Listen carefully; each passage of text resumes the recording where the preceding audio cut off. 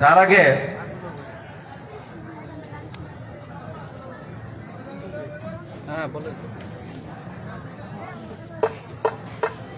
রাত 12টা বেশি বেজে গেছে, অনেকেই চলে যাবে, অনেকেই থাকবে। তো আমার যেটা প্রশ্ন আছে দুজনের কাছে, জানলে বলবেন, না জানলে অনুমানে বললেন না, হাদিস কোরআন আলোকে বলবেন। প্রশ্ন রাখলাম নয়ন শেখের কাছে। আর আমাদের প্রিয় নবী, শেষ নবী হযরত মুহাম্মদ সাল্লাল্লাহু আলাইহি ওয়াসাল্লাম মৃত্যুর পূর্বে উনি দুটি কথা বলে গেছেন। সেই দুটি কথা কি ছিল, দুইটা বিষয় কি ছিল তা সাহাবীদের কাছে এইটা উত্তর দেবেন সাফলা সরকার। থ্যাংক ইউ, ধন্যবাদ। সাজানো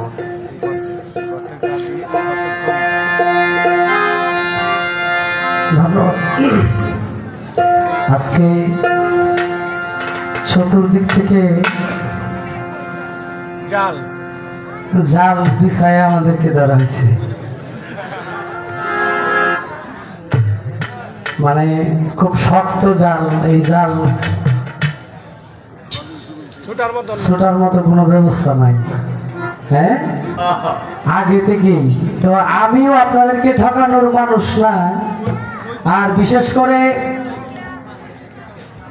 পৃথিবীর মধ্যে এই গানটা বিভিন্ন প্রোগ্রাম হয়, বাংলাদেশের মধ্যে বিভিন্ন প্রোগ্রাম হয়, কিন্তু এই বাউল গানটাই শুধু একমাত্র আপনার স্ত্রী, আপনার সন্তান, আপনার মেয়ে, পরিবারের 5 জন সদস্য নিয়ে বাউল গানটা শুনতে পারা যায়। আর আমি নয়ন শেখ বা আমাদের মতো বাউল শিল্পী, আমাদের চাইতে ভালো বাউল শিল্পী যারা আছেন, এমন কোন কথা, এমন কোন গান কোন দরবারে দাঁড়ায় বলে না যে গানটা আপনারা ফ্যামিলির 5 জন সদস্য মিলে শুনতে পারবেন না। তো আমরা চেষ্টা করব আমাদের মুখ থেকে যেন ফাঁসিকি কোনো কথা আবির্ভাব না হয়, মালিকের তরফ থেকে যেন সেই দয়া আমাদের উপর থাকে। আপনারা নিশ্চিত থাকেন, ইতিপূর্বেও কখনো হয় নাই, আজকেও হবে না ইনশাল্লাহ। মালিক ভরসা তো পালা দিয়া দিছেন,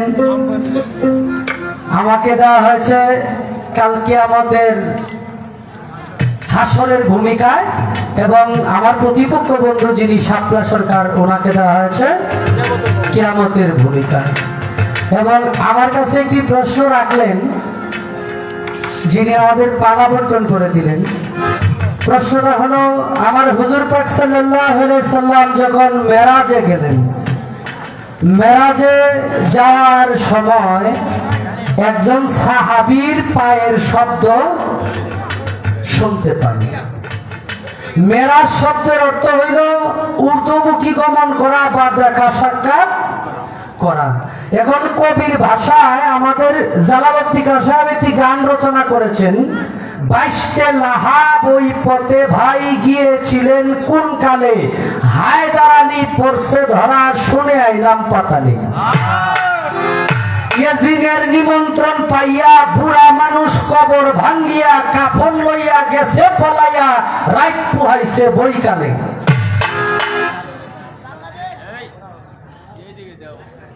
আজরাইলে ভিসকাইয়া অচেতন গেছে হইয়া, সব ফেরেশতা বান্দা ছিল বড়ই গেছেন আজ্ঞানে। দলিল প্রমাণ করে পৃথিবীর সমস্ত কার্যক্রম বন্ধ ছিল যখন আমার নবী পাক সাল্লাল্লাহু আলাইহি সাল্লাম আল্লাহর সাথে দিদার করতে গেলেন, ঊর্ধ্বমুখী তথা দেখা সাক্ষাৎ করতে গেলেন, মেরাজে গেলেন। কতদিন? এক রাত্রে 27 বছর গত হয়।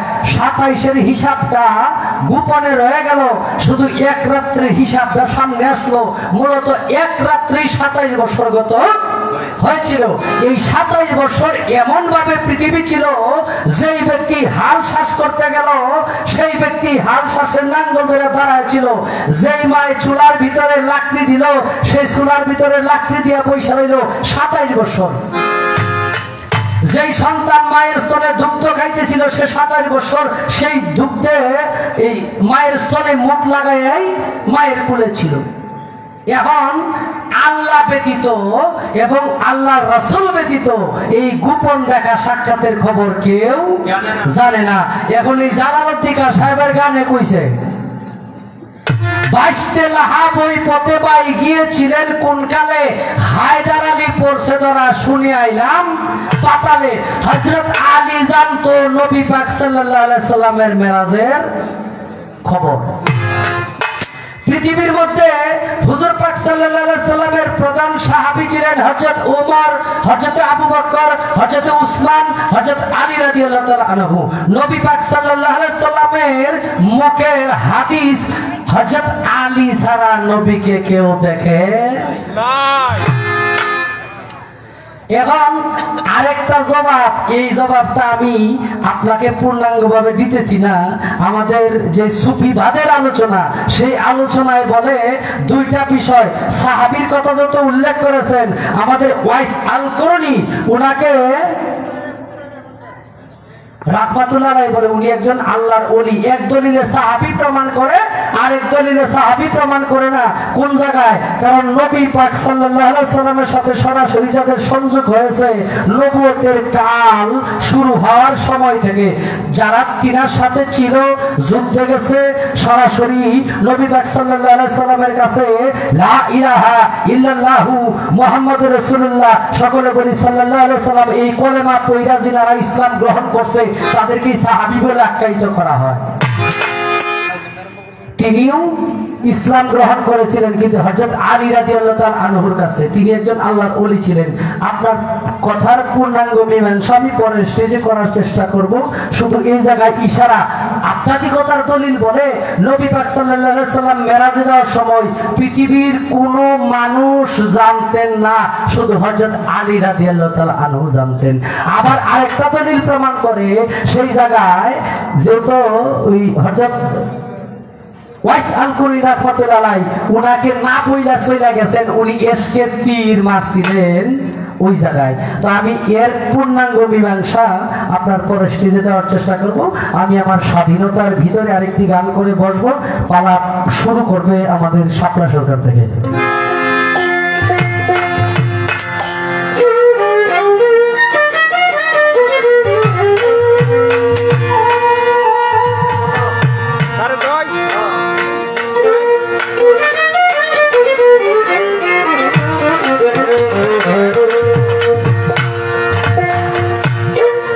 আমি তোমার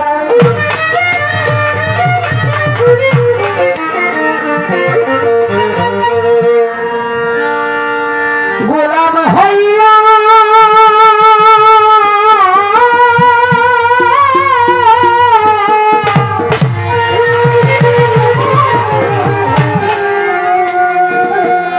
গানটা তো কইলাম জালাল সাহেবের গান। বাইশতে লাহাব মানে আবু লাহাবের ভাতিজা। নবী পাক সাল্লাল্লাহু আলাইহি সাল্লাম বাইশতে লাহাব মানে আবু লাহাবের ভাতিজা। হায়দার আলী মানে হযরত আলী। ইয়াজিদের নিমন্ত্রণ পাইয়া মানে ইয়াজিদ নিয়ে আসছে জিবরাইল আলাইহিস সালাম। নতুন দেশের পুরান শহর 312 দোকান ঘর জিনিস কিনতে চান, সদাগর ফেলে গেলেন গোলমালে। এটা বলছে নতুন দেশের পুরান শহর। নতুন দেশের, আমি যেদিন পৃথিবীতে জন্ম নিয়ে আসছি এদিন আমার জন্য নতুন দেশ, কিন্তু শহর আমার দাদার, শহর আমার দাদার বাবার, শহর আমার দাদার বাবার বাবার। হ্যাঁ কি আমার জন্য নতুন দেশ, কিন্তু এই শহরটা কিন্তু পুরান। 312 দোকান ঘর মানে হুজুর পাক সাল্লাল্লাহু আলাইহি সাল্লাম ব্যতীত 313 জন নবীর মধ্যে আমার নবী ব্যতীত 312 জন নবীর কথা উল্লেখ করেছে। এই বুড়া মানুষ কবর ভাঙ্গিয়া কাফন লইয়া গেছে বলাইয়া মানে সমস্ত নবীরা গিয়া আমার হুজুর পাক সাল্লাল্লাহু আলাইহি সাল্লামের সাথে নামাজ আদায় করেছিলেন সেই চৌথ আসমানে। রাখলাম, এরপরে আপনার জবাবে আসতেছি। কাঙাল বলে তোমার চরণে কি আমার ঠাই হইব,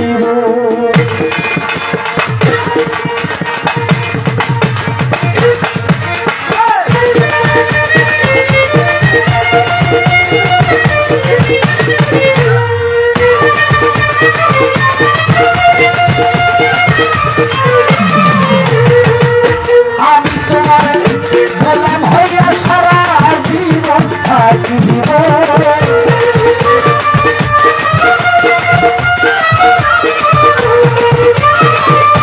আমি তোমার গোলাম হইয়া সারা জীবন থাকিব। খালেক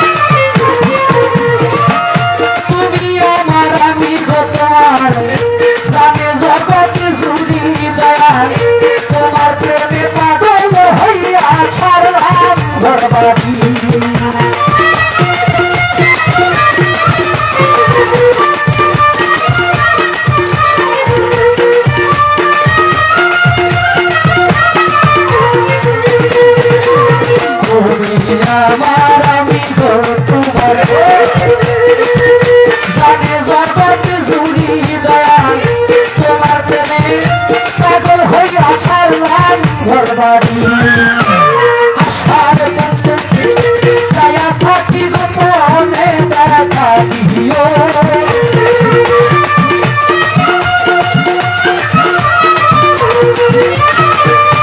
আশার পথে ছায়া থাকি গোপনে দেখা দিও কাটাল জেনে কাটি জেনে প্রথম জেনে চরণে কি খাই হইব পাপি জেনে চরণে কি খাই হইব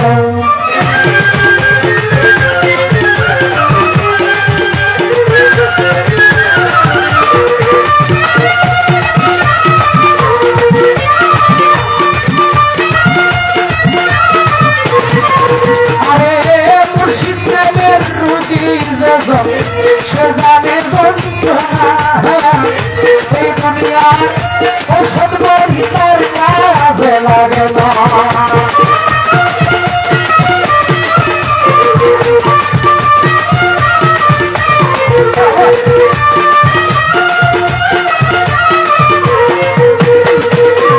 মুর্শিদ প্রেমের রোগী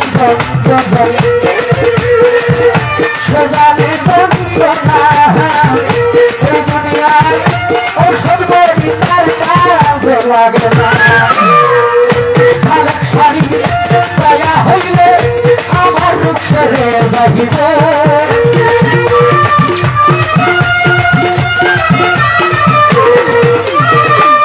খালেক শাড়ি দয়া হইলে আমার রূপ সেরে যাইব কাগাল জেনে কাটি জেনে অধম জেনে চরণে কি ঠাই হইব কাটি জেনে চরণে কি ঠাই হইব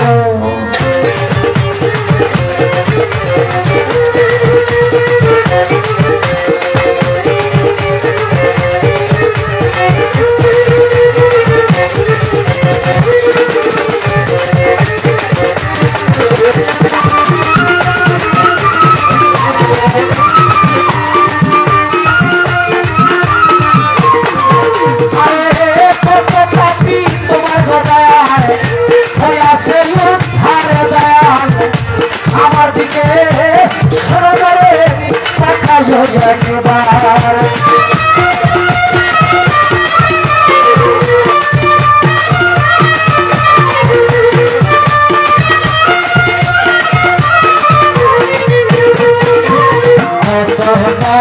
তোমার দয়ায় হইয়াছে উদ্ধার খালেক আমার দিকে সরকারে পাঠাইও একবার আমি পাপি হইতে পারি তোমারি গানে গাইব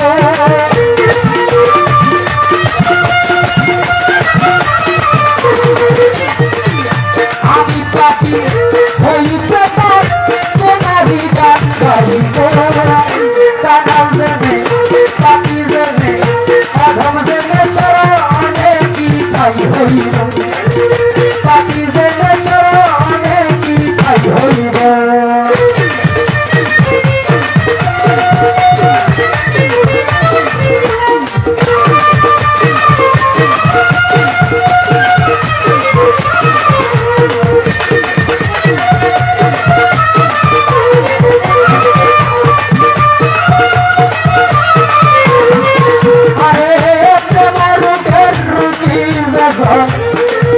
সে জানে যন্ত্রণা এই দুনিয়ার ঔষধ বড়ি তার কাজে লাগে না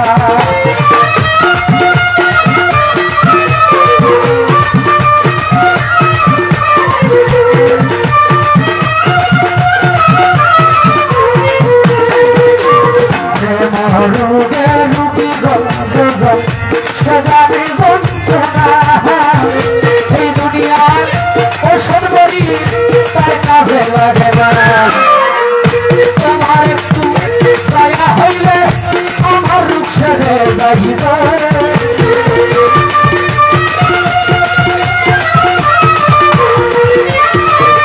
তোমার একটু দয়া হইলে আমার রূপ সেরে যাইব সরস্বতী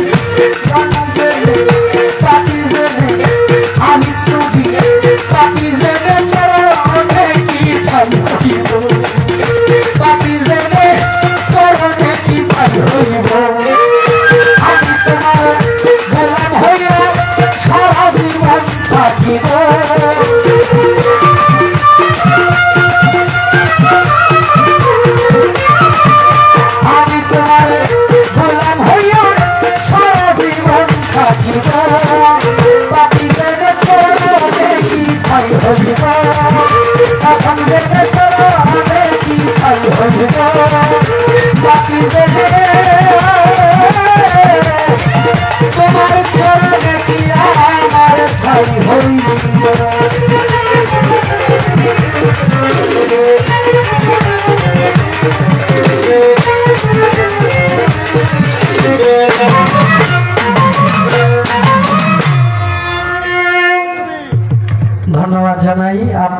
আসলে অনেক ধৈর্যশীল মানুষ। আমরা অনেক বক্তব্য শুনেছি অন্যান্য জায়গায়, অনেক সময় এত এত কথা, হ্যাঁ, কিন্তু আপনারা সব দিক থেকেই পারদর্শী।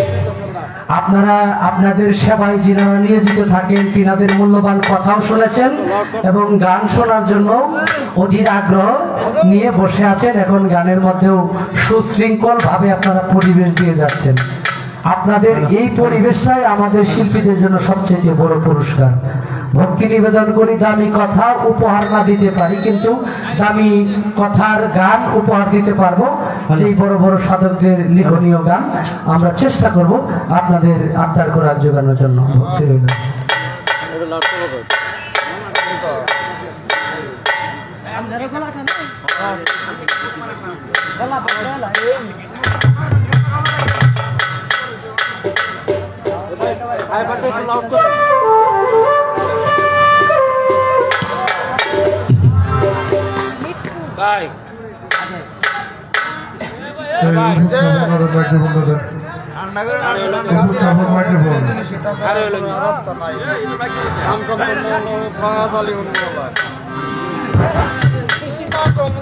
আমাদের নয়ন শেখের গান শুনে বসে জবাব তাকে 100 টাকা দিয়ে পুরস্কৃত করলেন এবং মেডিকেল নম্বরের ব্যবসায়ী ইয়াসির তাকে 100 টাকা দিয়ে পুরস্কৃত করলেন। ফকির বাড়ির মোহাম্মদ জুবান মালা তাকে 200 টাকা দিয়ে পুরস্কৃত করলেন।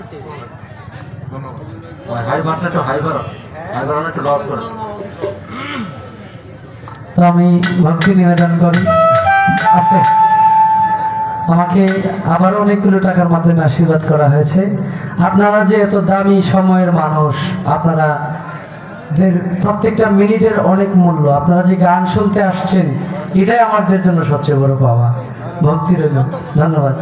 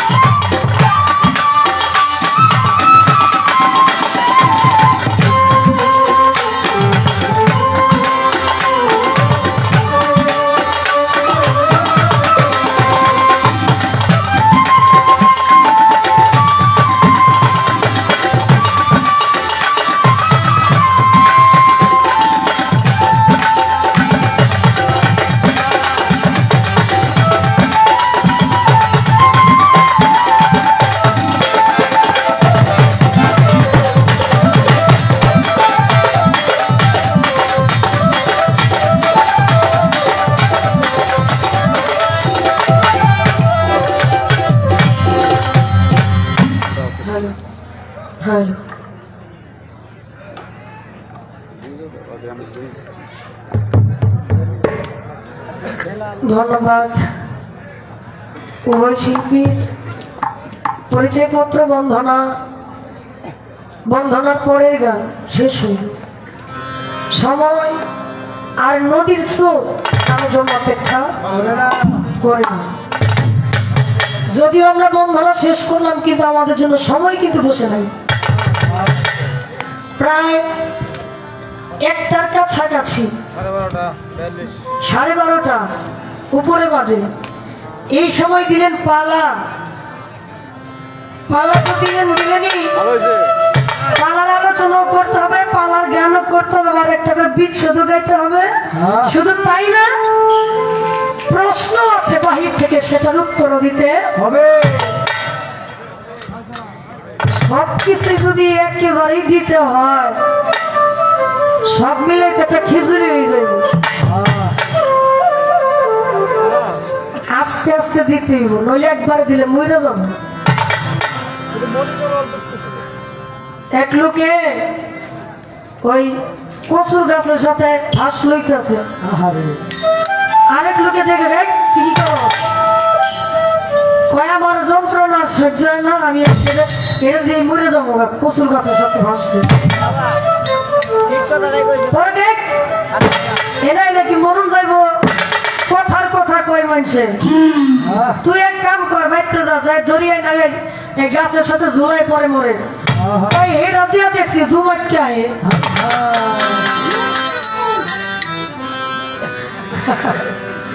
তাই না, বয়াতির এখন এমন পর্যায়ে আছে দুমাটকে আইতেছে। কারণ মন চাইলাম তাড়াতাড়ি বইলাম, বয়ে থাকলাম 1.5 ঘন্টা, বন্ধনে পর পরে বাজলো একটা দিলেন পালা, প্রশ্ন করার লাগবো, উত্তর দেন লাগবো, পালার গান করার লাগবো, একটা বিচ্ছেদ করার লাগবো, বাহিরের প্রশ্নের মীমাংসা করতে হবে। হ্যাঁ আবার শর্টও করার লাগবো, কোনো বাকি থাকবে না, সব দেব। হ্যাঁ সব দিতে রাজি, কিন্তু আপনারা থাকবেন তো। একটা কথা মনে রাখেন, আপনারা যদি আমাকে বিদায় দিন, আমরা তাড়াতাড়ি বিদায় হব। জ্ঞান শুনলাম চমৎকার। আমার এক দরদি ভাই, উত্তর দেওয়া কঠিন না, উত্তর দেওয়া কঠিন না, কিন্তু প্রশ্ন করা কঠিন। আপনি যদি প্রশ্নের উত্তর না জানেন, প্রশ্ন করবেন কিভাবে? যে প্রশ্নের উত্তর জানে সেই প্রশ্ন করতে পারে, এটা কিন্তু বাস্তব। আমার যে দাদা ভাই আমাদের মাঝে যে প্রশ্ন ছুড়ে দিলেন, উনি এর উত্তর জানেন, না জানলে প্রশ্ন করে নাই। আর এখন টাইম লাইনের যুগ, অনলাইনের যুগ, ডিজিটাল বাংলাদেশ। যদি আমি ভুল কই, গুগলে সার্চ দিবেন, একটা করে ধরে ভাববো, তাই না? হয়েছে কি হয় নাই? আচ্ছা একটা কথা বলি, যাহা দলিলে পাই আমি সেটাই বলবো, দলিলে যেটা না পাবো সেটা আমি বলবো না, একেবারেই না। আমার দাদা ভাইয়ের যে প্রশ্নটা ছিল, যাকে সৃষ্টি না করলে আল্লাহ দুনিয়া বানাইতো না, সে নবী তিনি উফাতের আগে, পর্দা নেওয়ার আগে একটু হালকা তিনি বললেন মৃত্যুর কথা। না,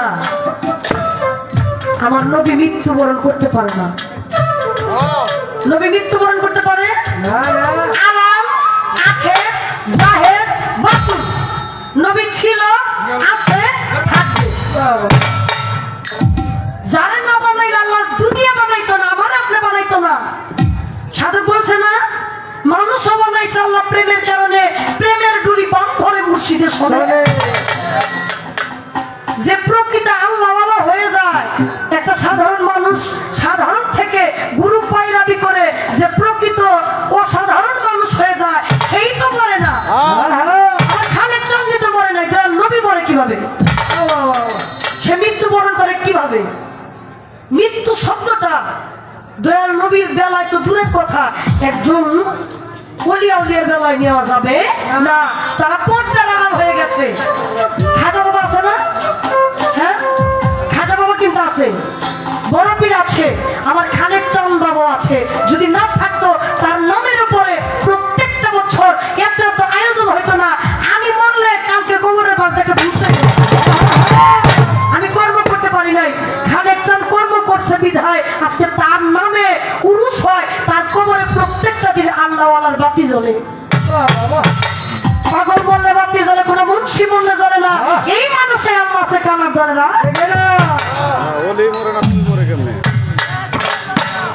ওলি মরে না, সেখানে আমার রাসূলের কাছে রাসূল আছে, ছিল, আছে, থাকবে। মৃত্যু কথাটা রাসূলের নামের পাশে কখনোই দেওয়া যাবে একেবারে নাউজুবিল্লাহ কথা। আচ্ছা উত্তরে আসি। আপনি কথাগুলো আমি যা বলতেছি, এই কথাগুলো আমার কাছে দলিল আছে। বেহুশের চৈতন্য দান লিখেছেন কাজী বেনজির হক চিশতি আল নিজামী, উনি এখন আছে। যারাই পীরগিরি করতেছে, যারা এই তরিকতের মধ্যে ডুবে থাকতে চায়, আমার দাদা ভাই যে কথাটা বললেন, আমার মনে হয় তিনি এই বই সম্বন্ধে জানেন। না জানলে বলতে পারতো না। এই বইটার মধ্যে আছে আমার দিনের নবী যখন পর্দার আড়াল হয়ে যাবে সকল সাহাবায়ে একরাম, শর্ট করে বলতেছি, সকল সাহাবায়ে একরাম তার কাছে আসলেন। যেমন উল্লেখযোগ্য চারজন সাহাবা, হযরত আবু বকর, হযরত উমর, হযরত উসমান, হযরত মাওলা আলী। মাওলা আলীর কুলের মধ্যে আমার দয়াল নবীর মাথাটা ছিল। মাওলা আলীর কুলের থেকে দয়াল নবী তিনি পর্দার আড়াল হয়ে গেলেন। সেখানে দয়াল নবী যখন পর্দার আড়াল হওয়ার মুহূর্ত আগে, একটু আগে, তখন তিনি সকল সাহাবায়ে একরামকে মাধ্যম করে একটা কথা বললেন, আমি তোমাদের মধ্যে একটা জিনিস লিখে দিতে চাই। গাদিরে ঘুমে 100 লক্ষ মানুষের সামনে মাওলা আলীর হাত উঠায় বলেছিলেন, মান কুনতুম মাওলা ফাহাজা আলী উন মাওলা, আজ থেকে আমি যার মাওলা, আলীও তার মাওলা। আমি তোমাদের মধ্যে দুইটা বস্তু রেখে গেলাম, একটা পবিত্র কুরআন আর একটা আহলে বায়াত। আহলে বায়াত, আহলে বায়াত। আর এই কথাটাই তিনি যখন চলে যাবে, চলে যাওয়ার আগে উনার সাহাবায়ে একরামকে বললেন যে তোমরা একটা কাগজ আর কলম আমার আইনা দাও, আমি তোমাদেরকে কিছু লিখে দিতে চাই। বাবা বলবো না, এখানে যে বক্তব্য হয়েছে এক দলের কথা বলছে, যারা উরুস মাহফিল তারা নিজেদের করে নিতে চাইতেছে, তাদের ভাবে দেশটা পরিচালনা করতে চাইতেছে, এদের কিন্তু দোষ না, এটা ঘোরার থেকেই জামানো হয়েছে। একটা নবীর বংশধর আর একটা আবু জেহেলের বংশধর, একটা হুসাইনি মুসলমান আর একটা এজিদি মুসলমান। যারা এজিদি মুসলমান তারা এগুলা করে।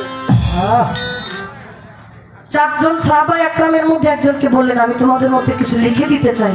একজন সাহাবায়ে একরাম বললেন, কি জানেন? আরে না হুজুর, আপনি আমাদের জন্য পবিত্র কুরআন দিয়েছেন, এটাই যথেষ্ট। আর দয়াল নবী প্রলাপ বকতেছে। প্রলাপ বকা কি মানে জানেন এর অর্থটা? এর অর্থটা হচ্ছে দয়াল নবী পাগলের মতো উল্টা পাল্টা কথা বলতেছে। আরে মিয়া, জানে না বানাইলে আল্লাহ কিছু বানাইতো না। হে চলে যাওয়ার আগে প্রলাপ বকবে, পাগলের নেই কথা বলবে, এটাকে আপনার বিশ্বাস না? চারজন সাহাবায়ে একরামের মধ্যে একজন বললেন, না লাগবে না, সঙ্গে সঙ্গে নাম যদি চাই আমার দাদা ভাই আমি বলে দিব, কিন্তু মাইক দিয়ে নাম করা সম্ভব না। আমার একটা নিরাপত্তার দরকার আছে, আছে না? কইলি ওই দলের আয়নতে আমার বাইক তো না যাইতে দিতে পারে। একজন গুরুত্বপূর্ণ একজন সাহাবায়ে একরাম বললেন, না হুজুর, আপনারা আপনি কুরআন দিয়ে গেছেন, এটা আমাদের জন্য যথেষ্ট, আপনারা কিছু লিখতে হবে না, আপনি এখন চলে যাবেন। চলে যাওয়ার আগে প্রলাপ বলতেছেন, আপনি পাগলের ন্যায় বলতেছেন, আপনার কিছু লিখতে হবে না। এই কথাটা শোনার সঙ্গে সঙ্গে আমার দয়াল নবী দুইটা চক্ষু মুবারক দিয়ে অশ্রু যুগল, অশ্রু বেয়ে বেয়ে পড়লেন। আমার হুজুর তখনই দেখে গেলেন যে আমি থাকা অবস্থায় আমি পাগলের ন্যায় বলতেছি, এটা তারা বলতেছে, আমি যখন পর্দার আড়াল হয়ে যাব তাহলে তারা দুনিয়ার মধ্যে কি করবে? আমার দয়াল নবী চলে যায় বনি সাকিবার গোত্রে। সাহাবায়ে একরাম গিয়া খেলাফত কে আগে লইব এইটা নিয়ে তারা পারাপারি মারামারি লাগাই দিছে। অথচ এই সাইডে আমার দয়াল নবী চলে যাবে, পর্দার আড়াল হয়ে যাবে। দয়াল নবী গেছে এটা দেখার টাইম তাদের নাই, তার আছে খেলাফত লইয়া। কেন গাদিরে ঘুমে দয়াল নবী বলছেন মাওলা আলীর হাত উঠাইয়া, তারপরেও এই যুগে কেন আমরা প্রথম খলিফা হযরত আবু বকরকে বলি? রাসূল দিয়ে গেছে, এটা তারা মানতে রাজি না। সেটাকে আমার মাওলা আলীকে 4 নম্বরে ফলায় ফার্স্টের কাতারে একজন সাহাবায়ে একদম চলে গেছে।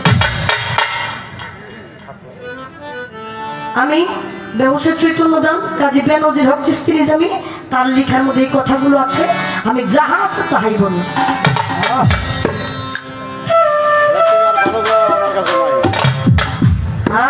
ভালো জবাব আমার কাছে নাই, একেবারেই জানি। এখন আসি পালায়, একেবারেই পালা ঘটাইলাম যেন জ্বালা। পালা তোলার আগে পালা যদি শেষ হয়ে যায় তাহলে পালা দেওয়ার কোনো অর্থই আসে না। হাসর কিয়ামত পালা প্রত্যেকটা জীবনে প্রত্যেকটা মানুষের গুরুত্বপূর্ণ দুটা পালা। হাসর কিয়ামত, আগে কিয়ামত, কিয়ামত না হইলে হাসর হবে না। কিয়ামত তিন প্রকার, কিয়ামতে সুগরা, কিয়ামতে কুবরা, কিয়ামতে মহাপ্রলয়, যেটা ধ্বংস হয়ে যাবে, একেবারে পানিময় হয়ে যাবে। এই যে আমি শাপলা সরকার যে কথাটা মাইকটা বলে ফেলেছি, এই কথার সময়টাকে আর ফেরানো সম্ভব সম্ভব? তার মানে আমার এই পিছনের কথাগুলো কিয়ামত হয়ে গেছে নাই। আর এখন যাহা ঘটবে আমাদের প্রত্যেকটা মানুষের জীবনে প্রত্যেকটা দিন কিয়ামত হচ্ছে, যেটাকে রুজ কিয়ামত বলি। আমি শাপলা সরকার যদি আজকে মারা যাই, আমার জন্য আমার এই দেহ তৈরির একটা কিয়ামত হয়ে গেছে। আমি নয়, আমার কিয়ামত হয়ে গেছে। প্রত্যেকটা মানুষকে মৃত্যুর স্বাদ গ্রহণ করতে হবে। কুল্লু নাফসি যায়কাতুল মউত, প্রত্যেকটা নফসকে মৃত্যুর স্বাদ গ্রহণ করতে হবে। কিয়ামত, মহাপ্রলয়, ধ্বংস সমস্ত কিছু হয়ে যাবে। শুধু তাই না, এই কিয়ামতের আছে 41টা আলামত। এই আলামতের মধ্যে কি কি আলামত সেটাকে উপলব্ধি করে আমি ছোট্ট করে একটি গান করব, কিছু জানার ইচ্ছা রাখবো।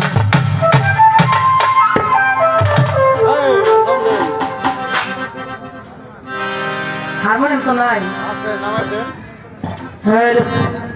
হ্যাঁ,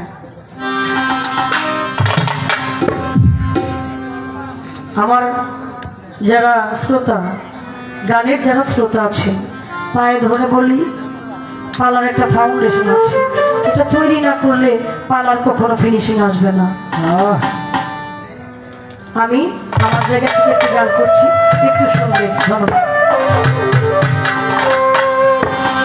এই দুনিয়া কিয়ামতে,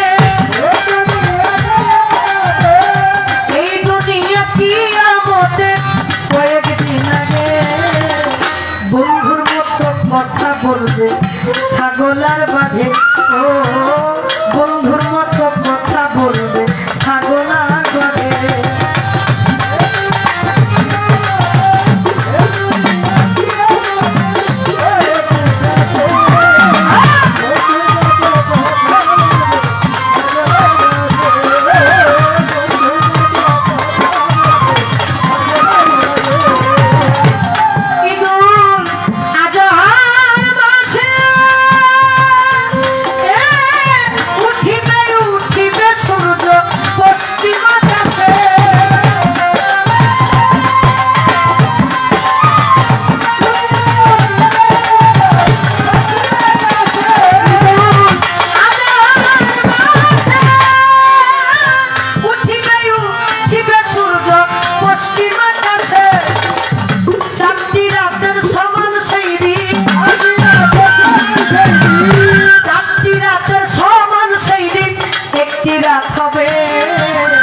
বন্ধুর মতো কথা বলবে ছাগলার বাঘে। ও বন্ধুর মতো কথা বলবে ছাগলার বাঘে।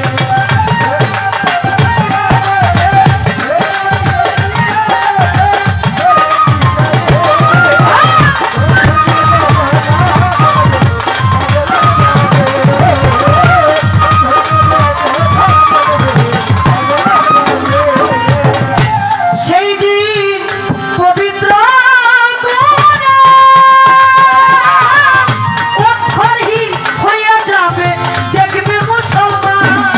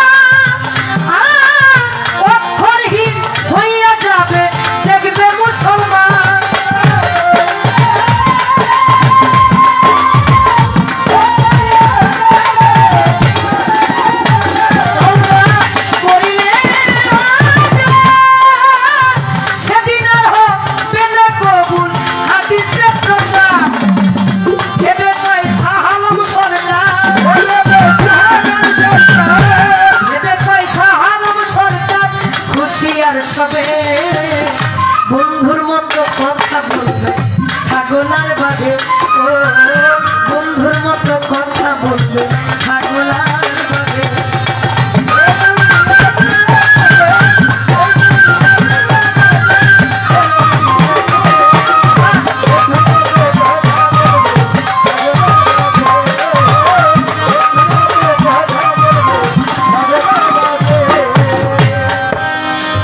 কইলে তো কবারি বাড়ি আসি তো খুব বেকাই দেয়। সারে মাস্টারের ছাত্ররে কয় ধর তোর এইখানে দিলাম টাকা, এইখানে দিলাম জ্ঞান, তুই কোনটা নিবি?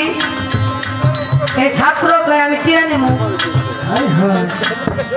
মাস্টারে কয় আরে আমি যদি তোর জায়গায় থাকতাম আমি জ্ঞান দায় লইতাম। আর ছাত্রই কয় স্যার যার যেটা বাপ। এই যে দেখেন পালা শুরুই করি নাই, অনেকে যার যার নিজ দায়িত্বে চলে যাইতেছে। আমাদের টাঙ্গাইলের বাউল সাধক শরীয়ত সরকার বাজান কইছে বাবারে যে থাকে ঘরে ঘরে গেলেই ধরে, ধরলেই পড়ে পড়লেই মরে। হ্যাঁ যাইবেন তো যাইবেন, সাবধানে যাবেন, মরেন না কেউ। মরলেই ঝামেলা, মরলেই আপনার জন্য একটা কিয়ামত হয়ে গেল।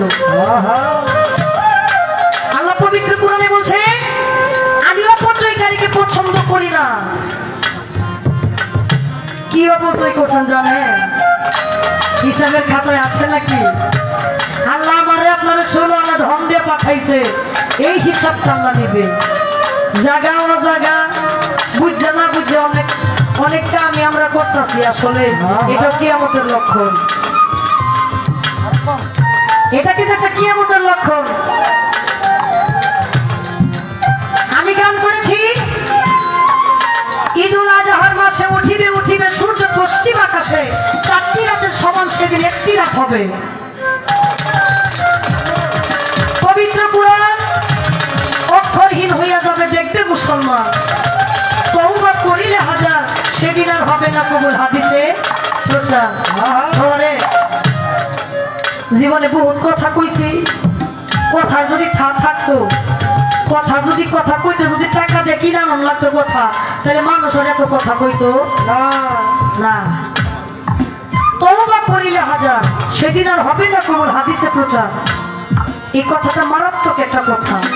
কেন জানেন?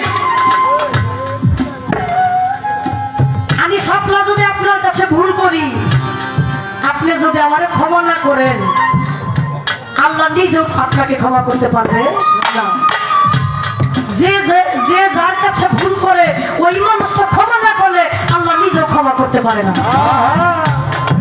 তাহলে আমরা যতক্ষণ বেঁচে থাকবো আমরা যেন ক্ষমা চাই, কারণ ক্ষমা চাওয়ার আগে যদি মরে যাই, আল্লাহ যদি নিয়ে নেয়, তাহলে আমরা ক্ষমা চাওয়ার সুযোগ আর পাবো না। আচ্ছা, একটা প্রশ্ন করি এবার। প্রশ্নটা আপনি তো হাসর গাইবেন, হাসর শব্দের অর্থ বিচার, বিচার করবে আল্লাহ ওয়াহিদুল কাহার হয়ে বসবে। পৃথিবীর মধ্যভাগে আল্লাহর কাবা ঘর 40টা পৃথিবীর সমান উঠবে বালুর চর, সেই চরে পরিবার আল্লাহ কঠিন হাসর। আমরা যে পবিত্র কাবা ঘর, এটা কিন্তু পৃথিবীর মধ্যভাগে পড়েছে পবিত্র কাবা ঘর, মক্কার কাবা ঘর। এই কাবা ঘরের জায়গায় বসে আল্লাহ সেদিন ওয়াহিদুল কাহার হয়ে আমার আপনার বিচার করবে। আমার একটু জানার দরকার, যে জায়গায় আল্লাহ বিচার কার্য করবেন, বিচারের মাঠ সাজাইবেন, এই জায়গাটা একজন নারীর নামে দলিল করা।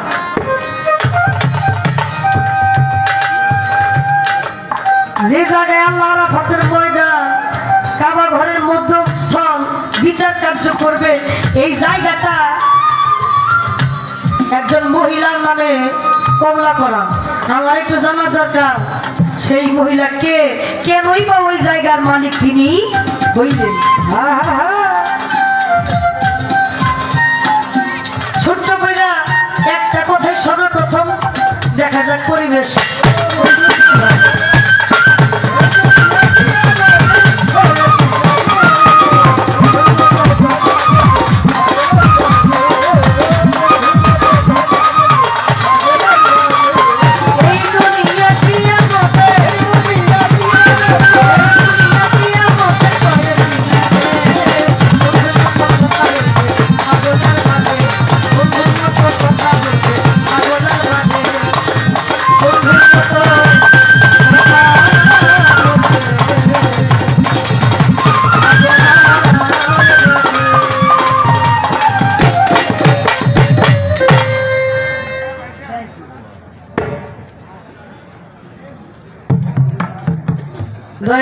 দরবারে আসছি খালেক চান, একটা বাস্তব কথা বলি।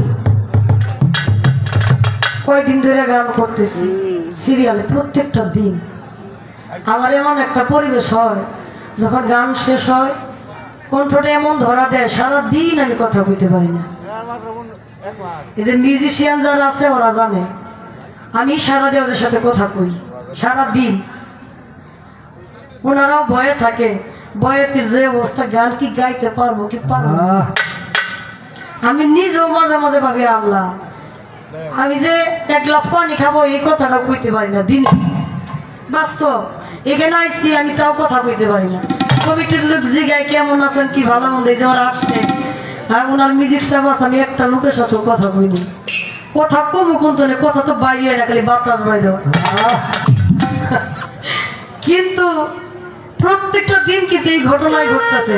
যখন অলি আউলিয়ার দরবারে দাঁড়াই গান করার জন্য, অলি মানে একটা ভরসাই করি যে দয়াল 365 দিন পরে তোমার বাড়িতে অনুষ্ঠান, আমার নিয়ে মানুষের কত আশা, আমি যদি কথা না কইতে পারি মানুষের আশাটা একেবারে নিরাশা হয়ে যাবে।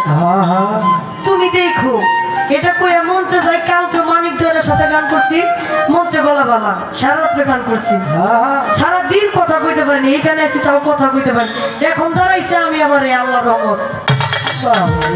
আরে বয়দি করা অলির দরবারে দাঁড়াইছে আমি একবারে সুস্থ হয়ে গেছি বাবা। এটাও কিন্তু অলি আউলিয়ার একটা খেলা। অলি আউলিয়ার প্রতি যদি কারো বিশ্বাস থাকে, সে আপনাকে কখনো নারাজ করতে পারবে না। তো যাক, যেহেতু একটার উর্ধে বাজে, আমি একটা বিচ্ছেদ গান পেয়ে বসি।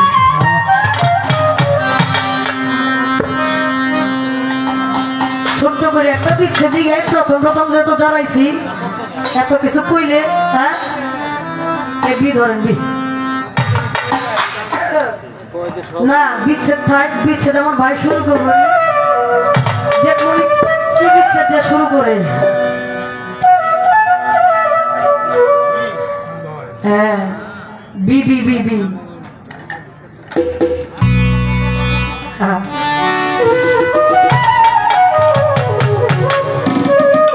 এখন মারিফতের জগতে, আধ্যাত্মিক জগতের যে একটা কিয়ামত, সেটা কোন কিয়ামত, এই গানটা আমার এই কিয়ামতের পালার মধ্যে পরে বুঝলে বুঝতে না বুঝলে মাঝি সামাল কইরা বাড়ি ভাঙ্গা তোমার নাম তরঙ্গে ভৈরাছে দরিয়ায়, মাঝি তরঙ্গে ভৈরাছে দরিয়ায়, মাঝি সামাল কইরা মাঝি ভাঙ্গা তোমার নাম তরঙ্গে ভৈরাছে দরিয়ায়, মাঝি তরঙ্গে ভৈরাছে।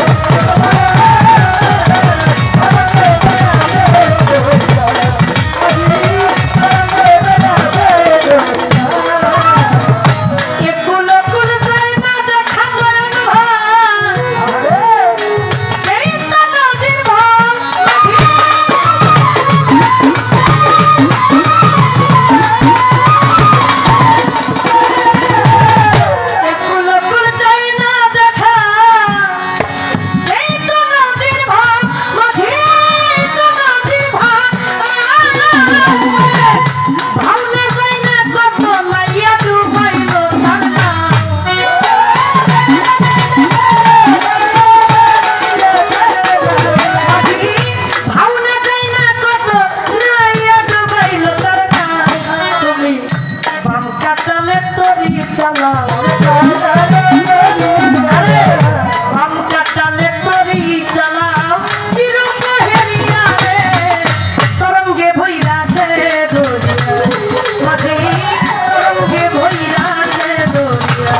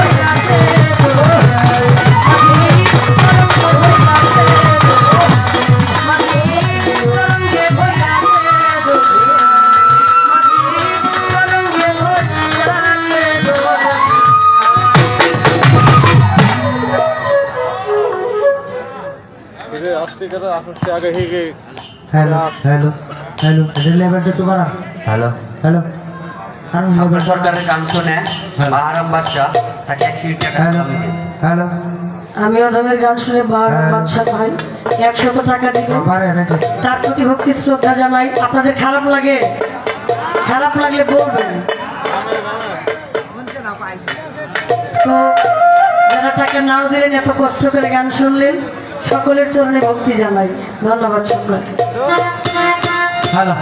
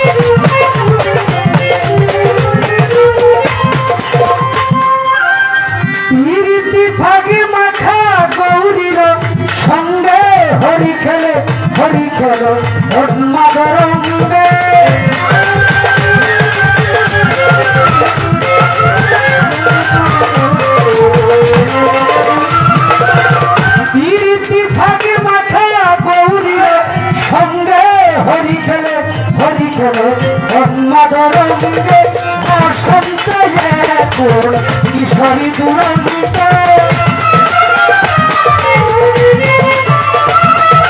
বসন্ত একুল কিশোরী দুরন্ত রাধার জনিতে এলো রাধার জনিতে এলো পিছকারি হাতে জগৎী চল হরি হরি জগৎী চল হরি চলে আনন্দ নবগণ আনন্দ নবগণ শ্রম সাথে জগৎী চল হরি হরি রে জগৎী চল হরি।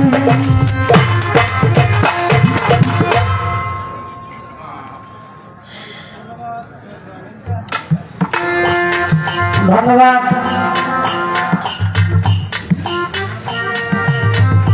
আমাদের যিনি প্রশ্ন করছিলেন তিনি আছে না? আছে। আধ্যাত্মিক জবাব ছিল আগের স্টেজে।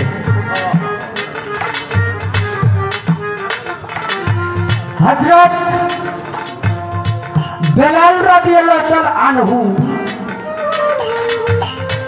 হুজুর পাক সাল্লাল্লাহু আলাইহি সাল্লাম যখন মেরাজে গমন করলেন, যখন বেহেশতের ভিতরে প্রবেশ করলেন, তখন একজন সাহাবীর পায়ের শব্দ শুনতে পাইলেন। তিনি ছিলেন হযরত বেলাল।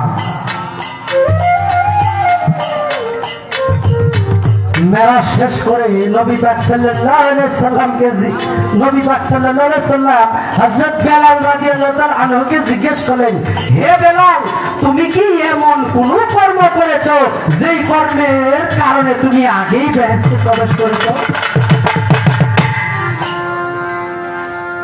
হযরত বেলাল রাদিয়াল্লাহু তাআলা আনহু বলে, ইয়া রাসূলুল্লাহ, আমি এমন কোন কর্ম করি নাই যে কর্মের ফলে আমি বেহেশতে আগেই যেতে পারি, তবে আমি দুইটা কাজ করেছি।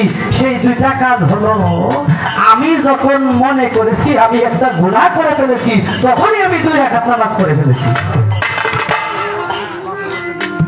আরেকটা কাজ করেছি, সেই কাজটা হলো আমি যখন বুঝেছি যে আমার ওযু নষ্ট হয়ে গেছে, তখন আমি সঙ্গে সঙ্গে আবার ওযু করে ফেলেছি।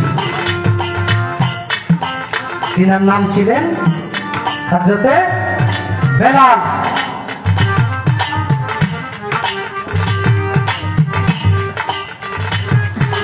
এই ছিল আমাকে যিনি প্রশ্ন করেছেন ওনার মূল উত্তর। এখন আমার প্রতিপক্ষ বন্ধু যিনি কিয়ামতের ভূমিকার আলোচনা করলেন, অনেক আলোচনা, অনেক দিক থেকে আলোচনা করলেন, আমার কাছে প্রশ্ন রাখলেন। কি প্রশ্ন? কাল কিয়ামতের, কাল হাসরের দিন, হাসরের ময়দানে, হাসরের মাঠ এক ব্যক্তির নামে দলিল করা তথা উইল করা।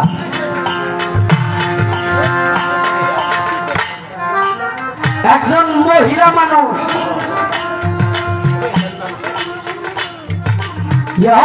আমি যদি তার উল্টা প্রশ্ন করি, হাসরের মাঠে কি কোনো কেরানি দলিল লেখক আছে কিনা? দলিল তো এমন কিছু বলে নাই। বলছে কি হাসরের মাঠ মানে হাহাকার অবস্থায় থাকবে, সবাই ইয়া নফসি জপতে থাকবে, শুধু একজন বাদে, সেই ব্যক্তি হলো আপনার আমার জামিনদার উম্মতের কান্ডারি হুজুর পাক সাল্লাল্লাহু আলাইহি সাল্লাম। শুধু বলবে ইয়া উম্মতি ইয়া। সমস্ত নবীরা, সমস্ত পয়গম্বররা, সমস্ত মানুষ শুধু নিজের চিন্তায় নিয়োজিত থাকবে। স্পষ্ট দলিল। ওই জায়গায় আমার নবী ব্যতীত হুজুর পাক সাল্লাল্লাহু আলাইহি সাল্লামকে জিজ্ঞেস করলেন আয়েশা রাদিয়াল্লাহু তাআলা আনহু, ইয়া রাসূলুল্লাহ, কাল হাসরের মাঠে শুনছি সমস্ত মানুষ উলঙ্গ অবস্থায় উঠবে। ইয়া রাসূলুল্লাহ, আমিও কি উলঙ্গ অবস্থায় উঠবো? আমি তো লজ্জা সইতে পারবো না। আমি আপনার বিবি, আমাকেও কি সেই উলঙ্গ অবস্থায় হাসরের মাঠে লক্ষ লক্ষ মানুষের সামনে উঠতে হবে? নবী পাক সাল্লাল্লাহু আলাইহি ওয়াসাল্লাম কয়, হ্যাঁ। কথা হলে আমি এই লজ্জা কেমনে সইব ইয়া রাসূলুল্লাহ? কই তুমি যে উলঙ্গ অবস্থায় উঠবে এটা দেখার সময় কারো থাকবে না, এটা দেখার সময় কারো থাকবে না। ওই মাঠে আপনাকে আমাকে সবাইকে উপস্থিত হইতে হবে। ওই মাঠ ছাড়া আপনি আমি দুজকে যাওয়ার ক্ষমতা রাখি না, বেহেশতে যাওয়ার ক্ষমতা রাখি না। লক্ষ লক্ষ বছর চলে যাবে শুধু আসমানের আল্লাহর দিকে তাকায়া, উপর দিকে তাকায়া শুধু লক্ষ লক্ষ বছর চলে যাবে।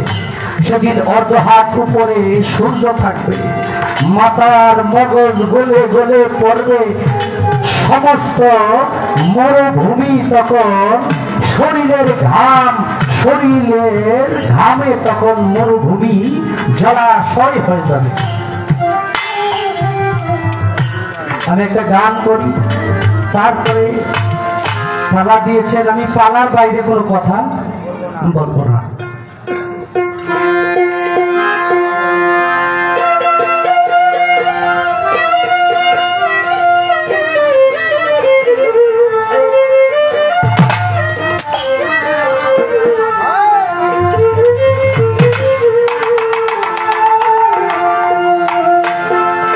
মানুষ পালা গানে আসবে, গানে আসবে, মানুষ সবাই তো থাকার জন্য আসে নাই। প্রত্যেকটা মানুষের দৈনন্দিন কাজ আছে না বাবা? এমন মানুষ আছে এখান থেকে যায় আবার সকাল ঠিক 7টায় তার নিজের সাংসারিক কাজে সময় দিতে হবে। এই মানুষটা সকাল পর্যন্ত থাকবে কি? এটা ধরা যাবে না। এবং সবাই আসছে যে এটাই তো, আমরা তো হিসাবে আপনাদেরকে টাকা দিতে হয়, শিল্পীদের তরফ থেকে প্রত্যেকটা মানুষকে টাকা দিতে হয়। কি আমরা কোন শিল্পী কি টাকার বিনিময় ছাড়া মঞ্চে গান করি? হ্যাঁ, তাহলে আম করে 50,000 60,000 টাকা দিয়ে সারা রাত্র গান করেন, আমরা তো সারা রাত্র থাকবই, আমাদের সাথে কি সবাই থাকবো? তাহলে সবাই টাকা দিতে হয়। আসছে, এটাই আমার 14 পুরুষের বাকি।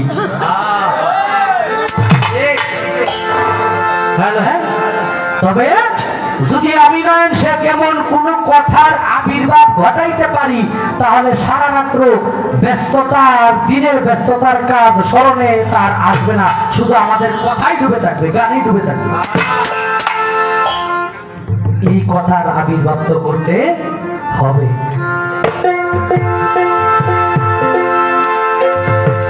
কাজী হবে না লেখে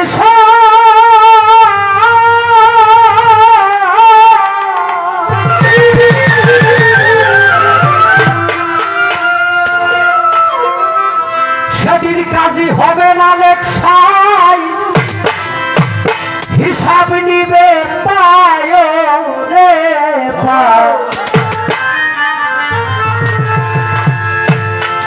আসবে সমন করবে গ্রেপ্তারি, মন ব্যাপারি রোজাসরে কেমনে দিবা পারি, রোজাসরে কেমনে দিবা পারি রে মন ব্যাপারি রোজাসরে কেমনে দিব পারি।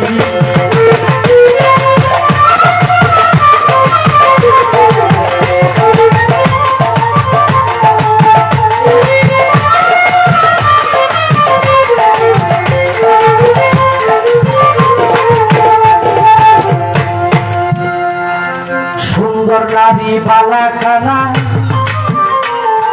মরলে কারো সঙ্গে যাবে না, সিন্ধু ভরা যত টাকা করি বদলে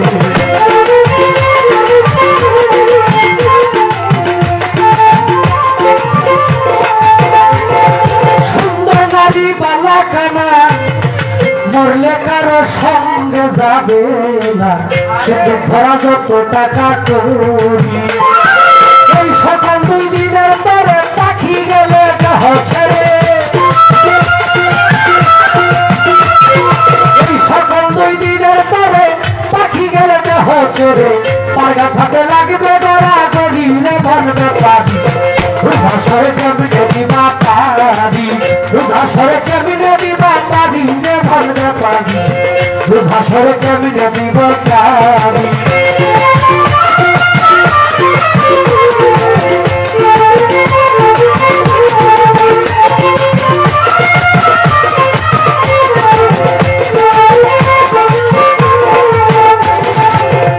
তোমার ঘাটের মাঝি বড়ই কাজী সে তো অল্প কথা হয় না গোরাজি আদায় করে 16 আনা কবি মদরে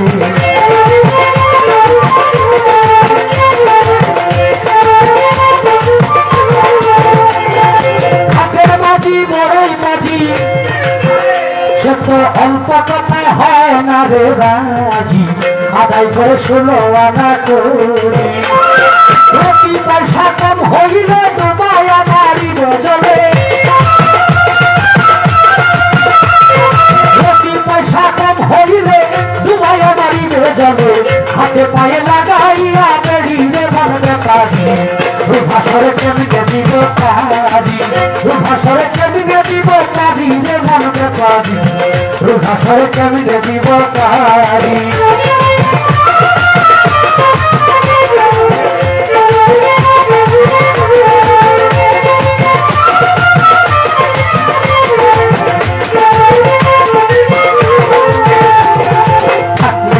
চেনা জানা তার তেমন পয়সাও লাগে না পরে যায় নবীর কাবে দাঁড়ি মনরে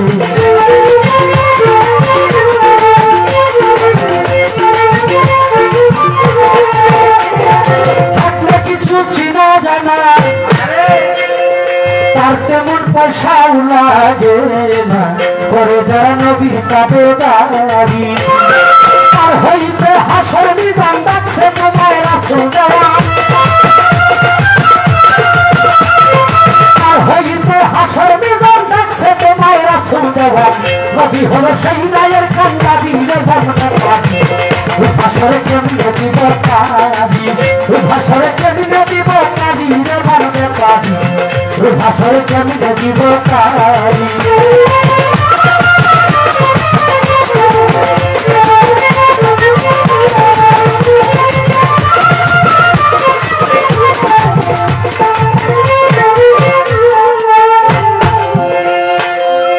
মাতাল রাজাকে কয় রঙ্গরসে যেতে হবে আপন দেশে ডাকছে রাসূলাই রে তাড়াতাড়ি মগরে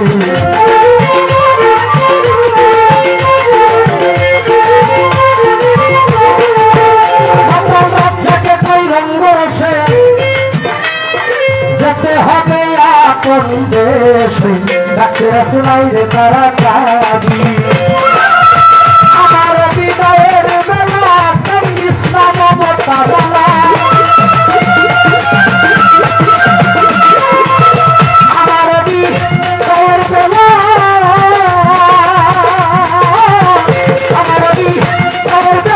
কান্দিস না মমতা বলা করিলাম ভক্তির আশা করিয়া বিশ্বাস করিলাম ভক্তির আশা করিলে মনে পারি আসরে কেমনে দিব পারি আসরে কেমনে দিব পারি রে মনে পারি আসরে কেমনে দিব পারি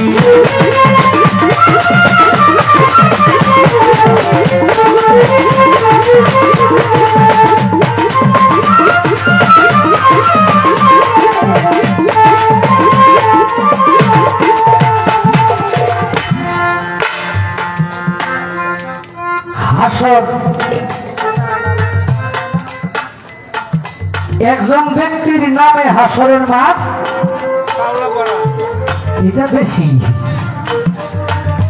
এটা হইল কামলা করা মানে এটা একটু রং লাগানো মানে যে ভাত টাত খাইছেন রে বাবা ভাত খাইছেন টাকটা কি কি হ্যাঁ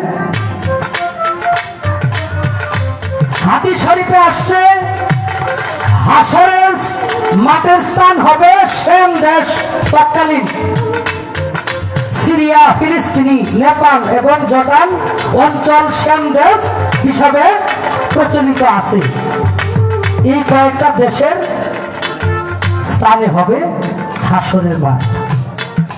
মানে এখন বাংলাদেশ যেটা আছে কিংবা পৃথিবীর যে বিষয়বস্তু, কিন্তু যখন কিয়ামত হয়ে যাবে তখন তো ওই পৃথিবী নামক দেশটা আর থাকবে না।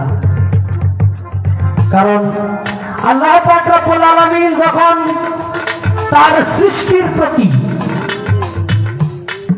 অসন্তুষ্ট হয়ে যাবে, এই পৃথিবী তথা এই পৃথিবীর মানুষের প্রতি, পৃথিবীর সমস্ত সৃষ্টির প্রতি যখন আল্লাহ নারাজ হয়ে যাবে, তখনই আল্লাহ এখানে আল্লাহর কোন শব্দ দ্বারা, কোন শব্দ দ্বারা আল্লাহ ধ্বংস এবং আনুষ্ঠানিকতার কিছু বিষয় রেখেছে, যেমন সিংহা ফুঁক দিবে, কারে দরজা আসবে, দাপ্পাতুল আরদ আসবে, এরপরে আপনার ঈসা আলাইহিস সালামের আগমন হবে, অনেক বিষয়। আচ্ছা, এটা প্রশ্ন মনে হয়েছে, কথা নিয়ে আগে প্রশ্ন, এই পৃথিবী আল্লাহ কিয়ামত করার আগে দলিল প্রমাণ করে, এই প্রশ্ন জীবনে করছি না কেউ, কতজন নবীর আবির্ভাব হবে, মিথ্যা নবীর আবির্ভাব হবে কতজন, তাদের নাম কি? একটাই। আল্লাহ বলছে খাতামুন নাবিয়্যিন, মানে হুজুর পাক সাল্লাল্লাহু আলাইহি সাল্লাম পর্যন্তই নবুয়তের খেলাফত শেষ। নবুয়ত হলো দুই প্রকার, নবুয়তে কাশা, নবুয়তে আমদা। নবুয়তে কাশা হইল সেই ব্যক্তি যাদের উপরে আল্লাহর কিতাব নাজিল হয়েছে, যেমন 313 জন নবীর উপরে কিন্তু কিতাব নাজিল হয় নাই। কিতাব হলো 104 খানা, 104 খানার মধ্যে 4টা কিতাব হইল প্রধান বড় বড়, যেমন ইনজিল, জাবুর, তাওরাত আর কোরআন। 7 জন নবীর উপরে, মানে তারা রাসূল। আর বাকি যে 100 খানা কিতাব নাজিল হয়েছে এটাকে ওজিফা বলে, চটি কিতাব, এগুলো এখন আর প্রয়োজন নাই। এখানে নবুয়তে কাশা হইল যারা এই কিতাবের অনুসারী, আর নবুয়তে আম্মার অধিকারী হইল যাদের উপরে সরাসরি কিতাব নাজিল হয়েছে। যেমন ধরেন একজন হলো পিসাবের কাছে খেলাফত পায়া উনার দায়িত্ব পালন করে আরেকজন, উনি কিন্তু মন না, উনার পক্ষ থেকে খেলাফত পায়া উনি খলিফা হয়েছে। আচ্ছা, এখন আপনার কাছে প্রশ্নটা আপনারা মনে রাখবেন, কিয়ামতের আগে অনেক আলামত আছে, 41টা আলামত। এর মধ্যে কতজন নবী পৃথিবীতে নবী বলে নিজেদেরকে দাবি করবে, তাদের নাম কি? একটা প্রশ্ন। কাল হাসরের মাঠের নাম হবে সাহারা, সাহারা নামে। সাহারা একজন মহিলার নাম। সাহারা মানে অর্থ হইল মরুভূমি। মরুভূমি মানে মরুভূমি অঞ্চল, বালু অঞ্চল, সাহারা নামে। এটা অত সত্যকে রাখতাম লাগে, আর গভীরে জিজ্ঞাসা ওই যে আমার এক বাবাজি কইছে না, ওইটা যে 7টা সরকার কিন্তু অনেক বাপ্তি হয়েছে, বাপ্তি আর যে তো রাত্রে একটু গভীর হয়েছে। যাই হোক, চমৎকার প্রশ্ন উনিও করেছে এবং আমাদেরকে যিনারা পালা বন্টন করে দিয়েছে উনিও করছে। উনি কিন্তু খুব কঠিন একটা প্রশ্ন, হ্যাঁ ভেজাল আছে। একজনের জিজ্ঞাসা তুই বুকে উঠে চৈতন্য দেখ থেকে, আরেকজনের জিজ্ঞাসা বুখারী শরীফ থেকে। আল্লাহ আমাদের আরো আরো অনেক জ্ঞান দান করুন। কাল হাসরের সমস্যা করে ওই জায়গায়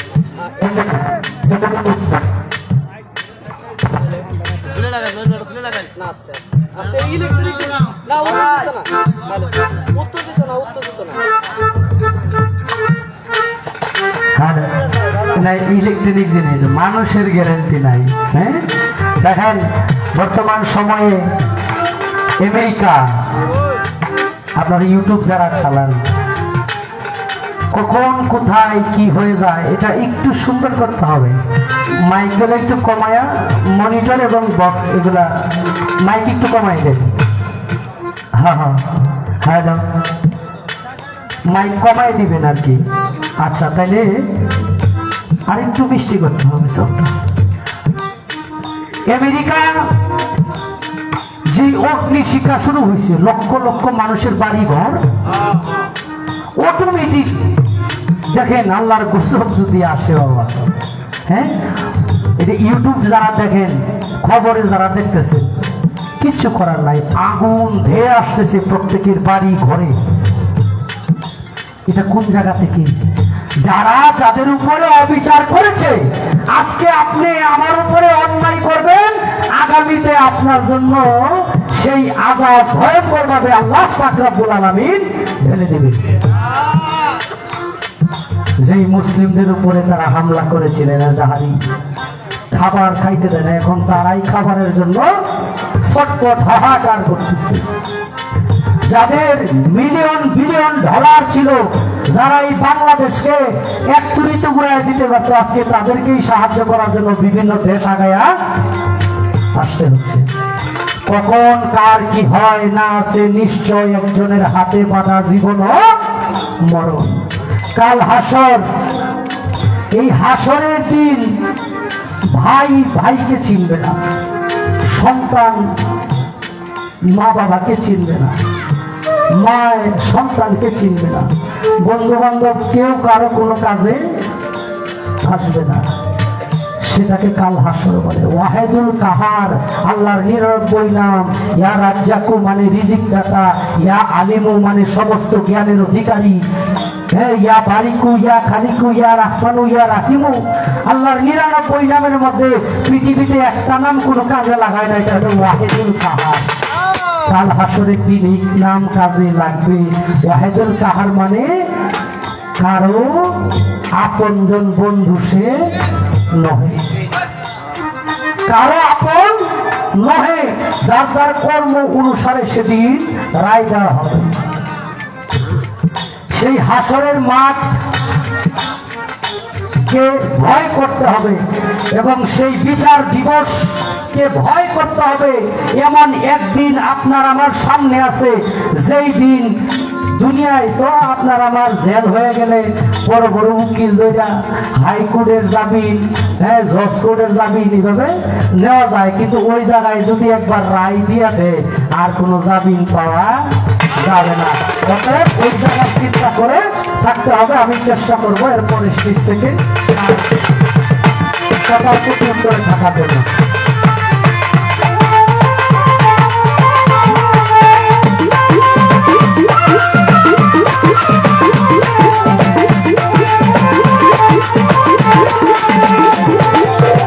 সুন্দর নারী বালাখানা মরলে কারো সঙ্গে যাবে না, সুন্দর বড়া যত টাকা করবি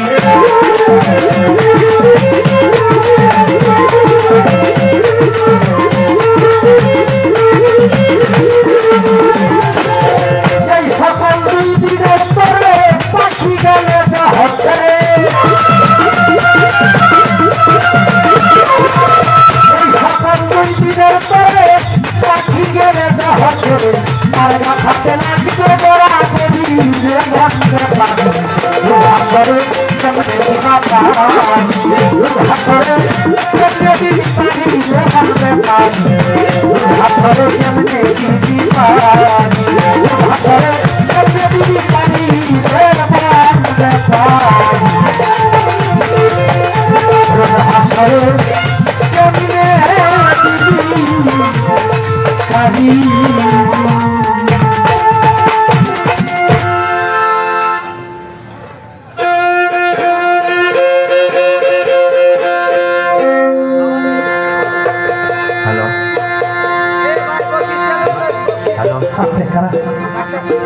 মোহাম্মদ গোলাম সারওয়ার লিটন, প্রোপাইটর, হ্যাঁ নিউ গুদুলি ফ্যাশন আমাকে 500 টাকার মাধ্যমে আশীর্বাদ করেছেন। ওনার প্রতি ভক্তি নিবেদন করি। সিআরসি মার্কেট, কেওয়া বাজার, শ্রীপুর, গাজীপুর। আমার পরিচয় দিয়ে যাইবেন যে কাপড়ের মধ্যে রেট লেখা থাকবে 1000, এটার মাঝে 700 দিবেন।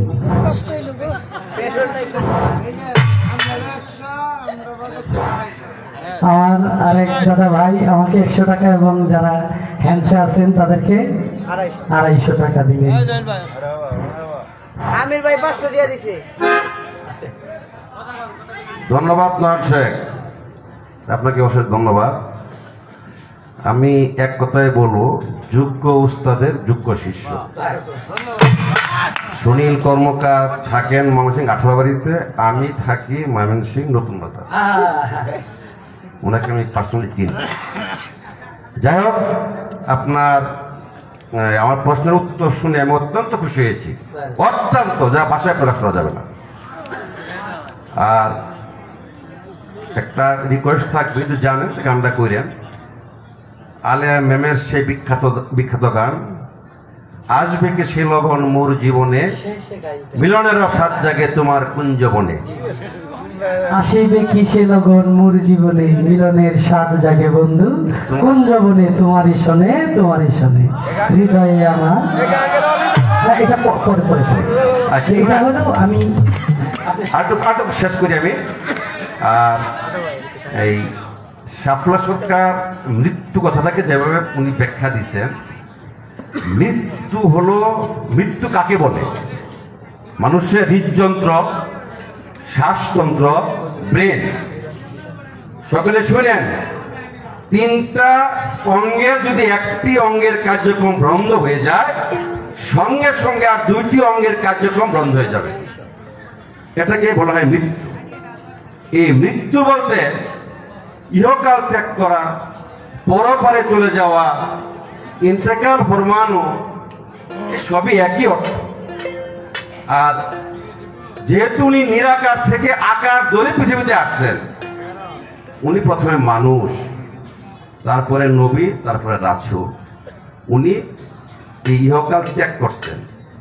যেমন একটি শব্দের অনেকগুলো শব্দ আছে, শব্দ আছে, যেমন কামনা, বাসনা, অভিপ্রায়, অভিরুচি, অভিলাষ, ইচ্ছা, সাধনা, সবগুলি কিন্তু একটি শব্দের প্রতিশব্দ। উনি মৃত্যুকে যাবে বলছেন, এটার সাথে আমি একমত হতে পারলাম না। উনি ইহকাল ত্যাগ করছেন, ধরাধাম ত্যাগ করছেন, পরপারে চলে গেছেন, ইন্তেকাল ফরমাইয়াছেন, মৃত্যুবরণ করেছেন, সবই একই অর্থ, একই কথা। যাই হোক, ওই ব্যাখ্যা না যায়, আমি নয়ন শেখের গান এবং আমার প্রশ্ন উত্তর শুনে অত্যন্ত খুশি হয়ে ওনাকে আমি 1000 টাকা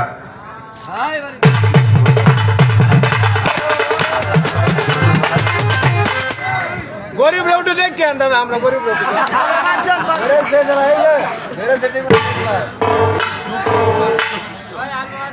দয়াল ভরসা, আমি আপনার প্রতি ভক্তি নিবেদন করি।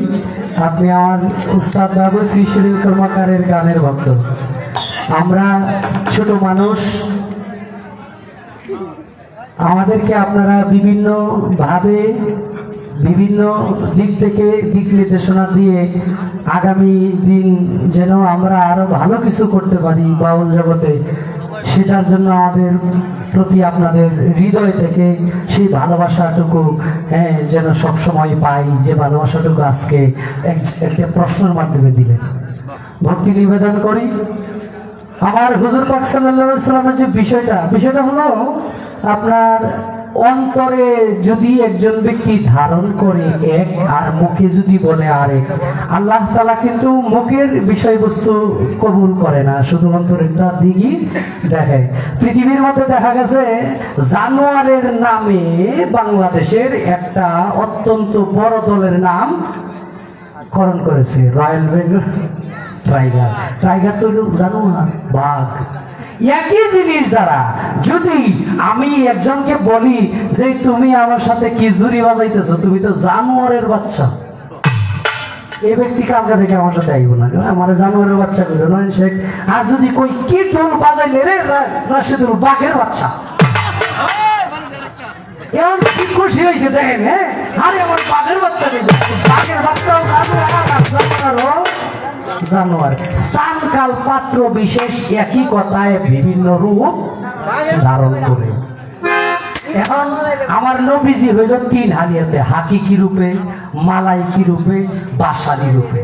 বাসারি মানে মানুষের রূপে, হ্যাঁ, মালাইকি মানে ফেরেশতাদের রূপে ছিলেন। তো নবীজিকে তো কেউ ফেরেশতা বলে আখ্যায়িত করে না, ওই রূপেও ছিলেন। এখন হুজুর পাক সাল্লাল্লাহু আলাইহি সাল্লামের বেলায় আদবের খেয়ানত যখন না হয়, আদবের সহিত আমরা উফাত এবং বিদায় ইত্যাদি ইত্যাদি আমরা, তবে যদি সেই ব্যক্তিটাকে, সেই ব্যক্তি মৃত্যু শব্দটাকে বিদায় এবং উফাতের চাইতেও সম্মান বেশি দিয়া সে উচ্চারণ করে, তাহলে তার বেলায় কোনো দোষ আল্লাহ মনে হয় দেখবে না। তো সেই ব্যক্তি একজন আহলে বায়াতের অন্তর্ভুক্ত, সেই ব্যক্তি আহলে বায়াতের অন্তর্ভুক্ত না হইলে এরকম তরিকতের মজলিসে কেন আসলেন? যাই হোক, সব দিক থেকে মালিক যেন আমাদেরকে সঠিক বুঝ দান করে। আমি আপনার গানটা গাইব ইনশাল্লাহ। তার আগে আমি তাইলে প্রেম কি করবো গাছে ধরে।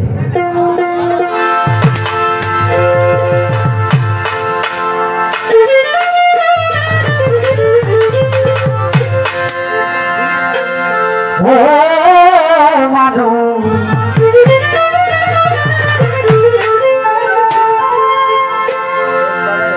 প্রেম কি কখনো গাছে ধরে,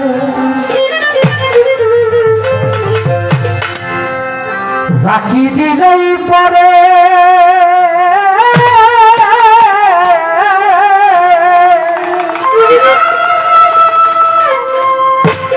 প্রেম করছিলেন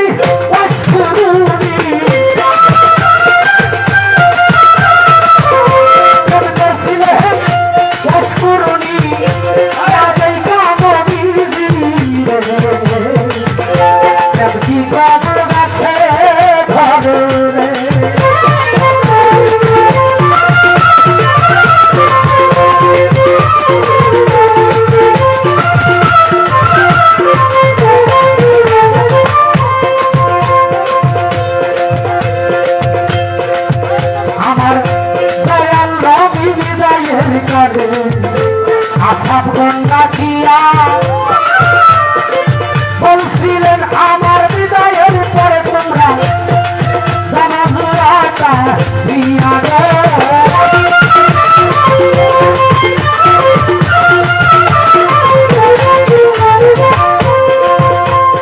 নবী বলে বাসকুরুনি নামে গোটাগলা তোমরা রে জানা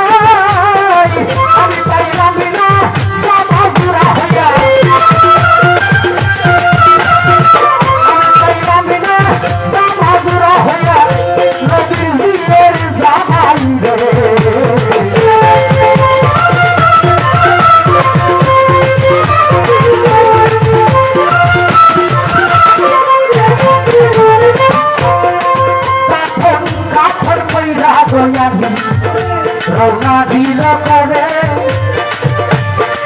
যারে তারে জিগা তোমরা সিনোনি তাকে লাগে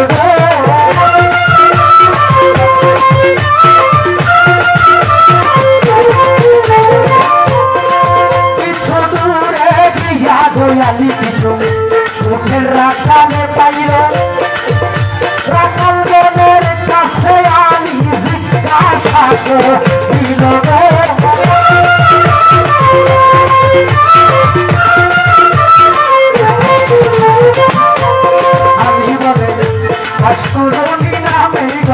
পাগলা তোমরা জানা আহা পাগলা খবর বলে লাগে পাগলার খবর বলে লাগে আল্লাহর দুহায়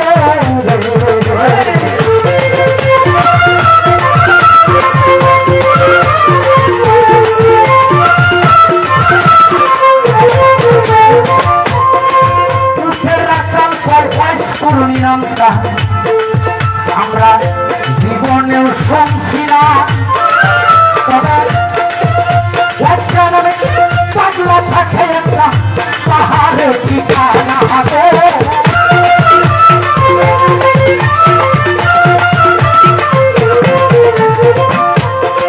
যেদিন হইতে পাগলা আইল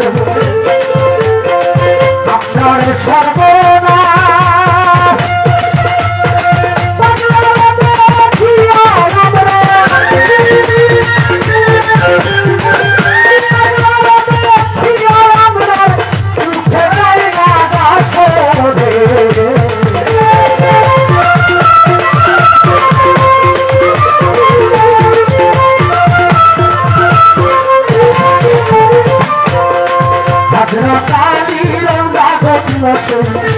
পাহাড় ধরিয়া জিয়া দেখে পাগলা দেখে আছে সজিদাই পড়িয়া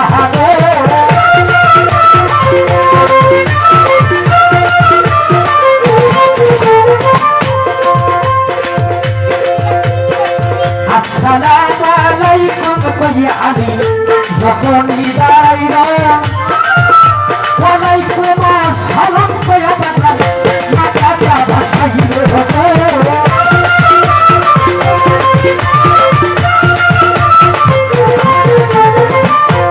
পাগলাই বলে পুণ্যের সাথে বাড়ি তোমার পুণ্যের সাথে ঘর তাড়াতাড়ি সঙ্গে বলে আমার নদীর খবর হতো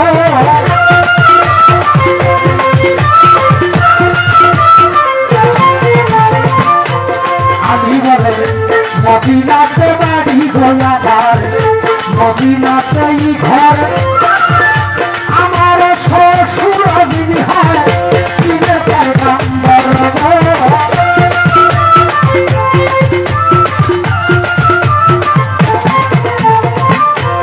পাগলাই বলে কেমন আছেন আমার মায়া নবী আমায় জন্মনিয়া আমার পুরা মুখটা শীতল করি আমি তোমার মুখে শুনিয়া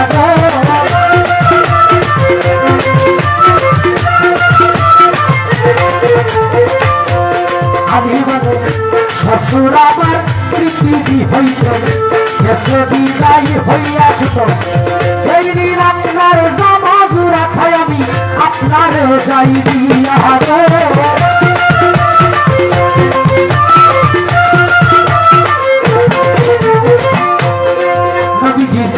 বিদায়ের কথা শুনে পাগলা উদ্যাপর মারিল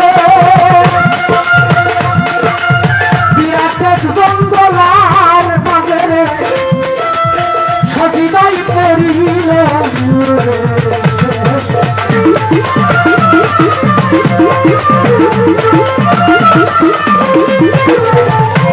বিরাট এক জঙ্গলায় পাগলা সজিদাই পড়িয়া বলে আরো সাতাম দিয়া যাইব আল্লাহ জমিনে নামাইয়া রে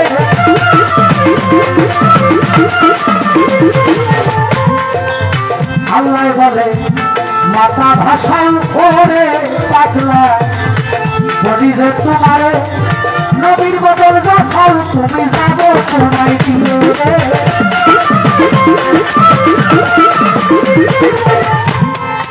পাগলাই বলে তাহলে মাপ কইরা দিলাম লাই আমার নবী উম্মতের গুনাহ সুলয় আমার আল্লাহ বলে মাপ করলাম সব গুনাহ ছাড়িয়া না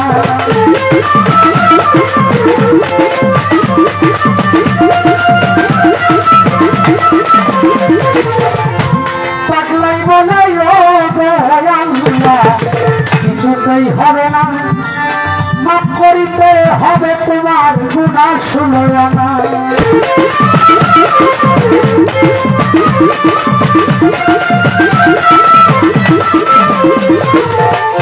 আল্লাহ বলে মাফ কইরা দিলাম রে পাগলা গোটায় আশ্রয় না পাগলাই বলে লগো আল্লাহ আমি মাথা ভাসাইতাম না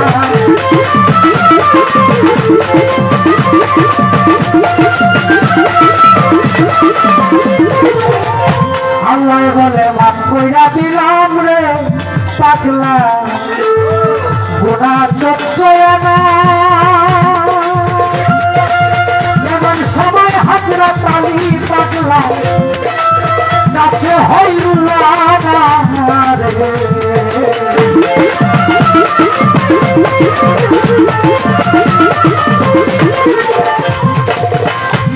চোদ্দ আনা গুণ যখন ওয়াইস আলকারনি পাগলা আমার নবীর উম্মতের মাপ করাইয়া রইল এমন সময় হযরত আলী পাগলার কাছে উপস্থিত হইল আলী বলে এই দিন আপনার জামাজুরা তাই আমি আপনারে যাই কইরা আপনার জামাজুরা একটাই দিয়ে আমি আমার দেশে যাই চলিয়া পাগলাই বলে কি সর্বনাশ করলা গোরা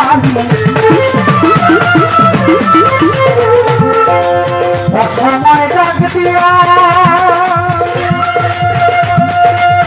একটু পরে ডাক দিয়া লইতাম হাসরের বিচারের মাঠ ফয়সালা করিয়া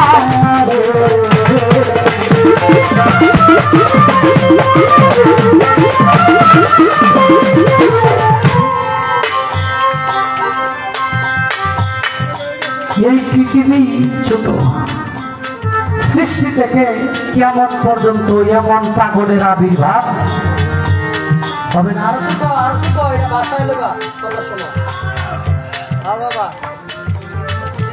তিনার নাম ছিলেন ওয়াইস কুরনি নামে আমরা চিনি, কিন্তু দলিলের নাম আসছে ওয়াইস আল কারনি।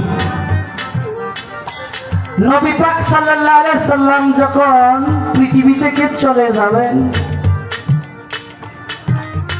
সাহাবীদেরকে ডাক দিয়া বললেন এটার পূর্বে আরেকটা ঘটনা আছে, পিতা আব্দুল্লাহর জানাজা নিয়ে ওই জায়গায়ও কথা দেওয়া হয়েছিল। জামাজুরার যখন বলছে ধরা খাইছে যে আপনি তো নাবালক দিয়ে তোর জানাজার ইমামতি চলে না, তখন বলছে যে আমি এটা দিতে হবে, তোমার সাথে আমার ওয়াদা রইল আমি পৃথিবী থেকে যাওয়ার পরে আমি যেই জুব্বা পইরা তোমার এই আমার পিতার জানাজা পড়াইলাম, আমি বিদায় নেওয়ার পরে এই জুব্বার মালিক তুমি হবে।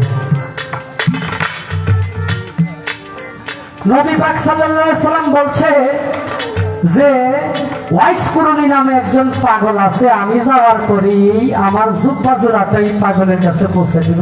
আলী জিজ্ঞেস করে ইয়া রাসূলুল্লাহ আমরা তো এই পাগলকে কোনোদিন দেখি নাই আপনার কাছে আসতে, আমরা তাকে চিনব কিভাবে এবং তার বাড়ি কোথায়? নবী পাক সাল্লাল্লাহু আলাইহি সাল্লাম কয় দক্ষিণ দিকে ইয়ামিন শহরে কুরুন নামক স্থানে তার বাড়ি, আর তাকে দেখলেই চিনবা আমার চেহারার সাথে তার চেহারার মিল 19-20। জামানিয়া গেলে উটের রাখালকে জিজ্ঞেস করে কোন পাগল মানুষ যদি থাকে এলাকার মধ্যে তার নাম যদি কেউ জিজ্ঞেস করেন যে বাবা অমুক নামে কেউ ছিলেন, পাগলকে তো মানুষ মূল্য দেয় না। তখন উটের রাখাল কয় আমরা তো ওয়াইস কুরনি নামে কোনো পাগলকে চিনি না, তবে ওয়াইজিয়া বইলা ডাকে একজন পাগল আমাদের এই পাহাড়ে আসছে, যেদিন থেকে পাহাড়ে এই পাগল আসছে আমাদের উট গোলায় ঘাস খায় না, শুধু পাগলের দিকে তাকায়। হযরত আলী চিন্তা করলেন এই সেই পাগল হবে, যায় দেখে সিম পাগলায় সেজদায় পড়ে রইলেন। হযরত আলীরে জিজ্ঞেস করে আপনার বাড়ি কই? আপনার শরীর থেকে যিনি মদিনার গন্ধ পাওয়া যায়, আমার নবীর দেশের গন্ধ পাওয়া যায়, আমার নবীর গন্ধ আসে আপনার শরীর থেকে, আপনার বাড়ি কোথায়? কয় আমার বাড়ি মদিনা। আপনি কি? আমি নবীজির জিয়া জামাতা হযরত আলী। আমার নবী কেমন আছে? পাগলাই জিগায়। আমার নবী পৃথিবী থেকে চলে গেছে, এই জামাজুর আপনাকে দিয়ে দিচ্ছে আপনার কাছে পৌঁছায় দেওয়ার জন্য। দলিল প্রমাণ করে বাবা, মুসলমান যারা নিজের দাবি করি নবীজিকে নিজের জানের থেকে অধিক ভালো, যেই ব্যক্তি না বাঁচলো সে নিজেকে নবীর উম্মত বলে দাবি করতে পারে। পৃথিবীর মধ্যে তো বাবা এমন লোভের মধ্যে পড়ছি, লোভ মোহ মায়ায় পইরা পৃথিবীর ধন সম্পদকে নিজের জানের থেকে অধিক ভালোবাসা শুরু করছি। যেই নবীর খাতিরে আপনি আমি পৃথিবীতে আসলাম, এই নবীর নিজের জানের থেকে অধিক ভালোবাসার সময় পাই না। আল্লাহ যেন প্রত্যেকটা মুমিনের কলবে নবীজিকে নিজের জানের থেকে অধিক ভালোবাসার মতো প্রেম সৃষ্টি করে দেয়। ওলিয়া উলিয়া ছিলেন এই পাগলায় নিজের মায়ের সেবা করতে করতে তার জীবনের শেষ প্রান্তে চলে গেছে। সুফিবাদের দলিল প্রমাণ করে তার মায়ের জান কবজ করার জন্য আজরাইল আসে। পাগলায় কয় কি জন্য আসছেন? আপনার মাকে নিয়ে যেতে হবে। কয় আল্লাহরে গিয়া কোন ওয়াজকুরুনি। পাগলার মনের স্বাদ মিটে নাই তার মায়ের সেবা করে।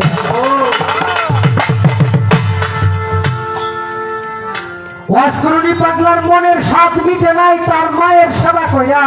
আমি যতদিন জীবিত আছি আমার মায়ের জন্য ততদিন জীবিত থাকে।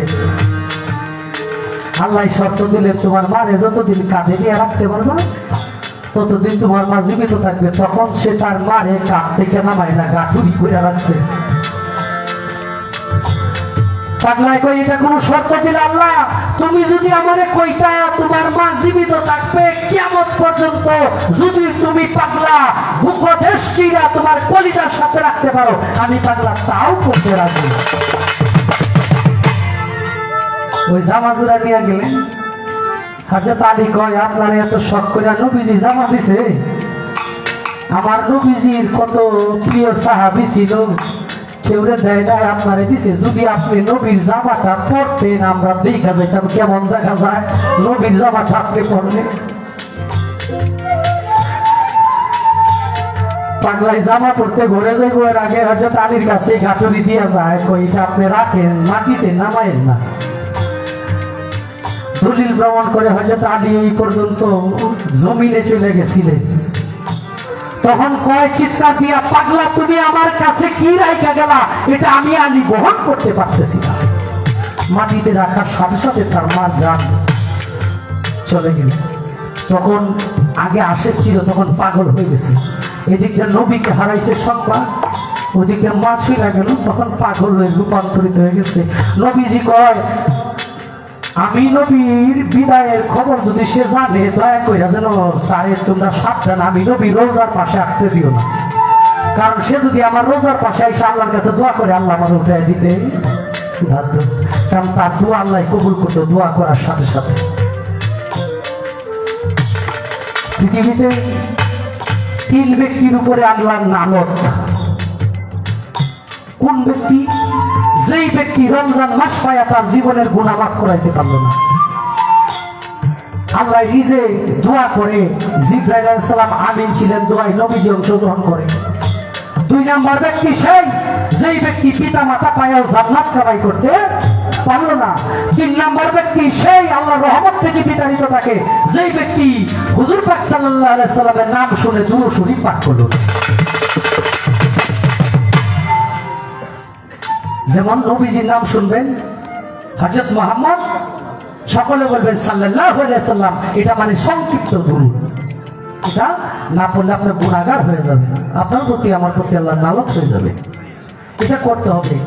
পৃথিবীতে আপনি টাকা পয়সা উপার্জন করতে পারবেন অনেক দামি কথা সংগ্রহ করে, কিন্তু ইবাদতটা এমন একটা জিনিস পৃথিবীর টাকা পয়সা দিয়ে আপনি কোনোদিন আল্লাহর মন রাজি খুশি করতে পারবেন না। নবী পাবেন না, রসুল পাবেন না, আল্লাহ পাবেন না, পীর মুর্শিদ পাবেন না। পৃথিবীতে যে যত বড় ওলির চরণ ধরেন সেই ব্যক্তির চরণ ধরে বেঁচে যাওয়া সম্ভব না যতক্ষণ পর্যন্ত আপনি যাকে মুর্শিদ রূপে গ্রহণ করলেন তার আচরণ আপনার ভিতরে প্রবেশ না করাইতে। খাজা বাবার চরণ ধরবেন, শুধু চরণ ধরে বসে থাকবেন না, আল্লাহ রাজি না। যতক্ষণ পর্যন্ত খাজা বাবার আচরণ আপনার ভিতরে না আসবে। অতএব প্রত্যেকটা মানুষ নফি আসবা। লালন সাহেব গানে বলছে লা ইলাহা নফি যে হয় ইল্লাল্লাহ তোর দিন দয়াময় নফি আসবাত যার হয় সেই তো ইবাদতুল্লাহ মুখে পড়ে সদাই লা ইলাহা ইল্লাল্লাহ। এখন নফি আসবাত কি? নফি আসবাত কি? নফি আসবাত একটা জিকির। মানুষ যেমন নামাজে থাকে, নামাজে যে জায়গায় সাজদা করে ওই জায়গায় তার দৃষ্টি থাকে নামাজে যখন দাঁড়ায়। প্রত্যেক